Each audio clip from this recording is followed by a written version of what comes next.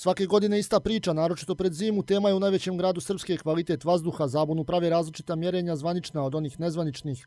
Prema zvaničnim podacima koje objavljuju Gradska uprava i Republički hidrometeorološki zavod, sve je u bezopasnim granicama, dok pojedina nezavisna mjerenja pokazuju da je vazduh u Banja Luci izrazito loše kvaliteta, čak i opasan po zdravlje ljudi. U Banja Lučkom centru za životnu sredinu pojašnjavaju u čemu je problem. U Banja Luci ono što imamo trenutno je da je grad postavio na svoj sajt kao podatke u realnom vremenu koje se objavljuju na dnevnoj bazi. Međutim, u tim podacima nedostaju, na primjer, čvrste čestice i fina prašina, to su PM10, PM2,5, koji su u enormnim količinama, naročito u ovo doba godine. Te čestice se emituju iz transporta, saobraćaja automobila, zatim naravno sagorijevanjem uglja i loženjem drveta iz kućnih ložišta, zatim tu imamo i naravno privredna lica.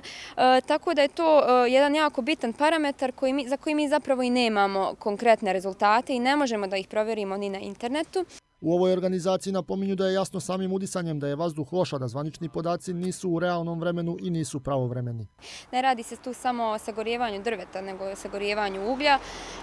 Znamo da je naš ugalj jako nekvalitetan, da ima dosta sumpora, dakle, jedan od najvećih problema je što imamo dosta sumpor dioksida. U gradu Banja Luka su i u prethodnom periodu napominjali da se oni rukovode prema zvaničnim mjerenjima, a opozicioni odbornici traže da sve bude mnogo transparentnije, jer građani moraju da znaju kakav vazduh udišu.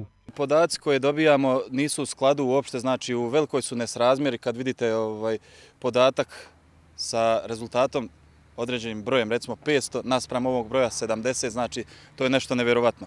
I prije svega moram spomenuti da do prije nekih godinu dana mi uopšte nismo imali zvanično mjerenje vazduha i zvanične rezultate u gradu Banja Luci. U gradu sugerišu da nezvanična mjerenja nisu u skladu sa zakonom i da se takvi rezultati ne mogu tretirati kao validni.